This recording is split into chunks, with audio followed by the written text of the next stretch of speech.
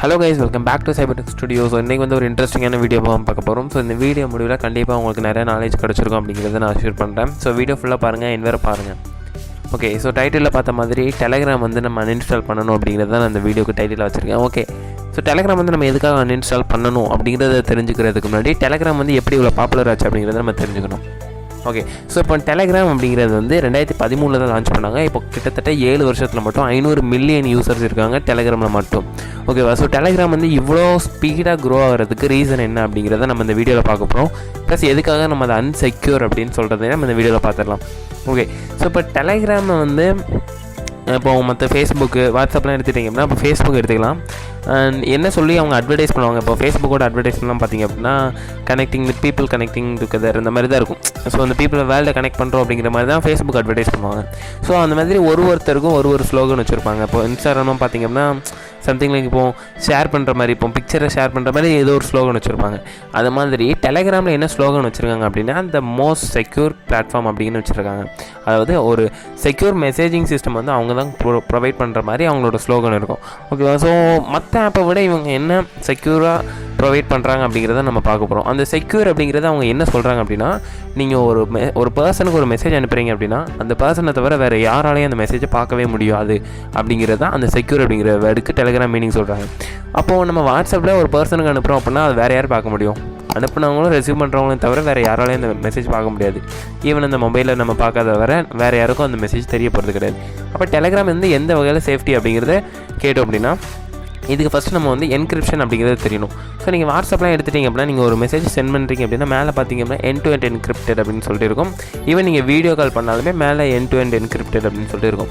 Okay, இந்த encryption அப்படிங்கிறது என்ன அப்படின்னு பார்த்துக்கலாம். இப்போது ஒரு 3 பேர்சன் நிற்காங்க அப்படின்னு சொல்லி வச்சுக்கலாம். 3 பேருக்குமே தமிழ் தெரியும். இப்போ 3 பேர் தமிழ் தெரியும் அப்படிங்கும்போது ஏபிசி அப்படிங்கிறது அந்த 3 பேரோட பேர் அப்படின்னா ஏ பிகிட்ட மட்டும்தான் பேசணும், பியும் ஏட்ட மட்டும்தான் பேசணும். ஆனால் பக்கத்துலேயே சி நிற்கிறான். சிக்கு வந்து தெரியாமல் பேச முடியாது. ஏன்னா சி பக்கத்தில் தான் நிற்கிறான், தெரியாமல் பேச முடியாது. ஸோ அவங்க என்ன பண்ணுறாங்க அப்படின்னா தமிழில் பேசினாங்க அப்படின்னா பிக்கும் புரியும், சிக்கும் புரியும். ஆனால் அந்த ஏ வந்து பிகிட்ட மட்டும்தான் பேசணும்னு நினைக்கிறாரு. ஸோ என்ன பண்ணலாம் அப்படின்னா அவர் அந்த தமிழில் பேசாமல் சிக்கு தெரியாத ஒரு லாங்குவேஜில் பேசுகிறாரு. இப்போ வந்து அந்த சிக்கு வந்து இங்கிலீஷ் தெரியாது அப்படின்னா அந்த ஏவும் பியும் இங்கிலீஷில் கான்வர்சேஷன் பண்ணுறாங்க. ஸோ சி பக்கத்துலேயே தான் நிற்பார், என்ன பேசுகிறாருன்னு கேட்டுக்கிட்டே தான் இருப்பாங்க. பட் அவங்க சிக்கு வந்து ஒன்றுமே புரியாது. ஸோ இதுதான் இந்த என்கிரிப்ஷன் அப்படிங்கிற மெத்தட். அதாவது நம்ம அனுப்புகிற டேட்டாவை வந்து வேறு மாதிரி இப்போ என்ன பேசணும்னு நினைக்கிறது நம்ம தமிழில் பேசாமல் இங்கிலீஷில் பேசுகிறோம் அப்படின்னா அதுதான் நம்ம என்கிரிப்ஷன் சொல்கிறோம். அப்போது நான் இப்போது நீங்கள் வந்து மெசேஜில் ஹலோ அப்படின்னு நீங்கள் அனுப்புகிறீங்க, அவங்களுக்கு ஹலோன்னு தான் ரிசீவ் ஆகும். இதில் எந்த ஒரு கன்வர்ஷனுமே நடக்கலையே அப்படி சொல்லிட்டு நீங்கள் கேட்கலாம். இப்போ இங்கே என்ன நடக்குது அப்படின்னா நீங்கள் ஹலோங்கிற ஒரு இதை டைப் பண்ணுறீங்க அப்படின்னா ஏதாவது ஒரு என்கிரிப்ஷன் டெக்னாலஜி மூலமாக, நிறைய டெக்னாலஜி இருக்குது என்கிரிப்ஷனுக்கு. ஸோ ஏதாவது ஒரு டெக்னாலஜி மூலமாக என்கிரிப்ட் பண்ணுவாங்க அந்த டேட்டாவை. ஹலோ அப்படிங்கிறத வேறு மாதிரி என்கிரிப்ட் பண்ணுவாங்க.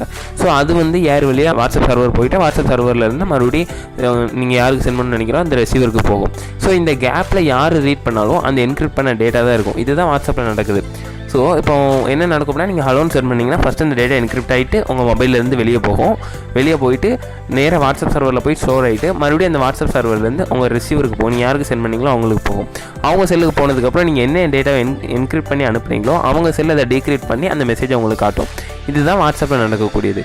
ஸோ இதுவுமே ஒரு செக்யூர் தானே. இப்போ வேறு யாராலும் நம்ம மெசேஜை பார்க்க முடியும் அப்படின்னு கேட்டிங்கன்னா யாராலையும் பார்க்க முடியாது.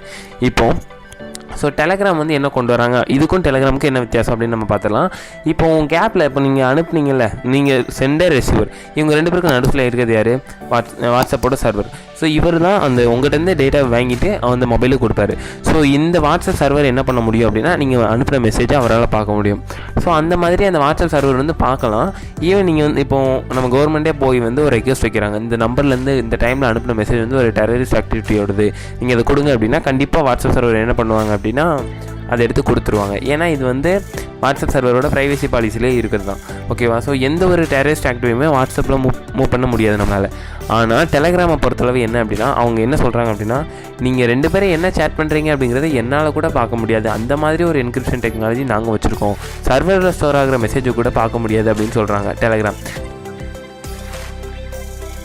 இப்போது நிறைய சைபர் செக்யூரிட்டி எக்ஸ்பர்ட்ஸ் எல்லாம் ஒரு கொஸ்டின் வைக்கிறாங்க, உங்களாலே டீக்ரிப்ட் பண்ண முடியாத ஒரு என்கிரிப்ஷன் டெக்னாலஜி நீங்கள் எப்படி உருவாக்குனீங்க அப்படின்னு கேட்குறாங்க. இப்போ அப்படியே உருவாக்குனீங்க அப்படின்னா அது எத்தனை பேரால் உருவாக்கப்பட்டது அப்படிங்கிறத நம்ம பார்க்கணும். இப்போது வாட்ஸ்அப்போட என்கிரிப்ஷன் டெக்னாலஜிலாம் ஒரு பெரிய கம்பெனி மூலமாக அந்த டெக்னாலஜி உருவாக்கிட்டு அது நிறைய டெஸ்டிங்லாம் போயிட்டு தான் வெளியே வரும்.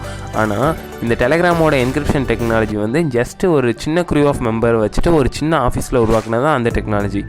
ஈவன் இப்போ வந்து டெலகிராமை பார்த்திங்க அப்படின்னா கிட்டத்தட்ட 5 கண்ட்ரியில் பேன் பண்ணியிருக்காங்க. ரீசன் என்ன அப்படின்னா டெலகிராம் வந்து டெரரிஸ்ட் யூஸ் பண்ணுறாங்க அப்படிங்கிறது தான். அந்த 5 கண்ட்ரிலையுமே இனிமேல் டெலகிராமால் ஒன்றுமே பண்ண முடியாது. அங்கே ஃபுல்லி கம்ப்ளீட்லி பேண்டு தான். அதாவது இந்த டிக்டாக் பப்ஜி மாதிரி.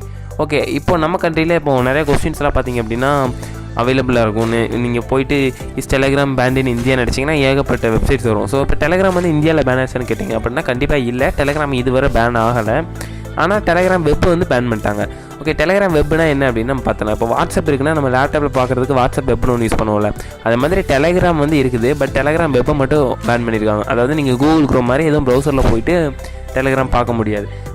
பட் ஆக்சுவலாக அதுக்கு நிறைய வழி இருக்குது. டெலகிராம் ஆப்பு கூட இருக்குது நம்ம லேப்டாப்பில் பார்க்குறதுக்கு. இந்த மாதிரி டெலகிராம் வந்து இப்போ நிறையா இல்லீகல் மூவ்மெண்ட்ஸ்லாம் அலோவ் பண்ணிட்டு வராங்க. இப்போ நம்மளே எடுத்துட்டோம் அப்படின்னா இப்போ முன்னாடிலாம் தமிழ் ராக்கர்ஸில் VPN போட்டு தமிழ் ராக்கர்ஸ் போயிட்டு யூடியூபில் போயிட்டு கனெக்ட் பண்ணி டவுன்லோட் பண்ணிட்டு இருப்போம். இப்போ பார்த்தீங்க அப்படின்னா டேரெக்டாக டெலகிராமில் போனோம் அப்படின்னா டெலகிராமில் இல்லாத மூவியே கிடையாது. எல்லா மூவியும் இருக்குது, சப்டைட்டிலோடு இருக்குது. நம்ம ஈஸியாக டவுன்லோட் பண்ணிட்டு வந்துடும். புது சாஃப்ட்வேர் வந்து ரிலீஸ் ஆச்சு அப்படின்னா அடுத்த நாளே டெலகிராமில் அதோட பைரேட்டட் சாஃப்ட்வேர் கண்டென்ட் ரிலீஸ் ஆயிடுது. ஸோ இந்த மாதிரி தான் டெலகிராம் வந்து இப்போ டெலகிராம் என்ன சொல்கிறாங்க, செக்யூர்னு சொல்கிறாங்க. அவங்ககிட்ட போயிட்டு யாரும் கேட்டாலும் அவங்க கொடுக்க மாட்டாங்க. இப்போது என்னோடய சாஃப்ட்வேர் வந்து இவன் பைரேட் பண்ணி உங்கள் டெலகிராமில் ஸ்ப்ரெட் ஆகுது, யாருன்னு பார்க்க முடியுமா அப்படின்னு டெலகிராம்கிட்ட யாரோ ரெக்வெஸ்ட் வைக்காங்க அப்படின்னா டெலகிராமால் கொடுக்க முடியாதுன்னு சொல்லுவாங்க. நிறைய பேர் வந்து டெலகிராமோட அந்த என்கிரிப்ஷன் டெக்னாலஜியை வந்து உடைக்கிறதுக்கு ட்ரை பண்ணிட்டுருக்காங்க. அதாவது டெலகிராம் உருவாக்கியிருக்காங்களா, அதாவது டெலகிராமுக்குன்னு தனக்கு தானே ஒரு என்கிரிப்ஷன் டெக்னாலஜி உருவாக்குனாங்கல்ல, அந்த டெக்னாலஜியை உடைக்கிறதுக்காக நிறைய பேர் ட்ரை பண்ணிட்டுருக்காங்க. ஈவன் இந்த டெக்னாலஜியை உடச்சிருவாங்க அப்படிங்கிறது நிறைய பேரோட கருத்தாக இருக்குது. இப்போ அந்த டெலகிராம் என்கிரிப்ஷனை உருவாக்குனது யார் அப்படின்னு பார்த்தீங்கன்னா ஒரு சின்ன க்ரூ ஆஃப் மெம்பர் தான். ஸோ அதனால் இந்த டெக்னாலஜி வந்து ஈஸியாக உடச்சி அந்த என்கிரிப்ஷன் அந்த உள்ளே இருக்க இல்லீகல் மூமெண்ட்லாம் ஸ்டாப் பண்ணிடலாம்னு சொல்லிட்டு நிறைய பேர் அதுக்காக ட்ரை பண்ணிட்டு தான் இருக்காங்க. ஸோ எப்போ வேணால் டெலகிராமோட என்கிரிப்ஷன் உடையலாம், உள்ளேருந்து எத்தனை பேர் மாட்டுவாங்கன்னு தெரியாது. இப்போலாம் நம்ம பசங்க பார்த்திங்க அப்படின்னா தமிழ் ராக்கர்ஸில் இருந்துட்டு மூவியை டவுன்லோட் பண்ணிவிட்டு டெலகிராமில் ஒரு சேனல் ஓப்பன் பண்ணி அப்லோட் பண்ணியிருக்காங்க. ஸோ அவனுங்கெல்லாம் எப்போ மாட்டுவானுங்க அப்படின்னு கண்டிப்பாக தெரியாது. பட் ஒரு நாள் வந்து டெலகிராமோட என்கிரிப்ஷன் உடைச்சாங்க அப்படின்னா கண்டிப்பாக அவங்க எல்லாருமே ஜெயிலுக்கு தான் போகணும். ஆனால் இதுவரை டெலகிராமை பற்றின தப்பான கருத்துக்கள் இருந்தாலுமே டெலகிராமை பற்றின ஒரு நல்ல கருத்துக்களும் இருக்குது. என்ன அப்படின்னா அவங்க என்கிரிப்ஷனை உடைக்கவே முடியாது, சான்ஸே இல்லை அப்படிங்கிற மாதிரி நிறைய பேர் சொல்லியிருக்காங்க.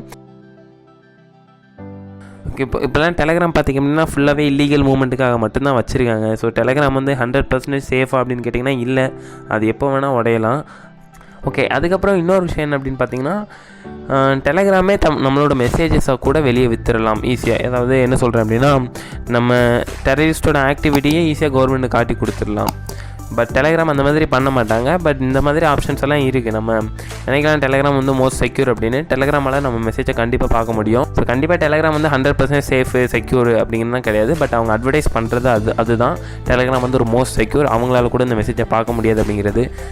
ஸோ இதுதான் இந்த வீடியோஸ். இந்த வீடியோ பிடிச்சிருந்தது அப்படின்னா உங்கள் ஃப்ரெண்ட்ஸோட ஷேர் பண்ணுங்கள். இந்த வீடியோவில் ஏதோ ஒரு இன்ஃபர்மேஷன் கிடச்சது அப்படின்னா ப்ளீஸ் லைக் பண்ணுங்கள் அண்ட் கமெண்ட் பண்ணுங்கள். தேங்க்ஸ் ஃபார் வாட்சிங். இன்னொரு வீடியோ வந்து பார்க்குறேன்.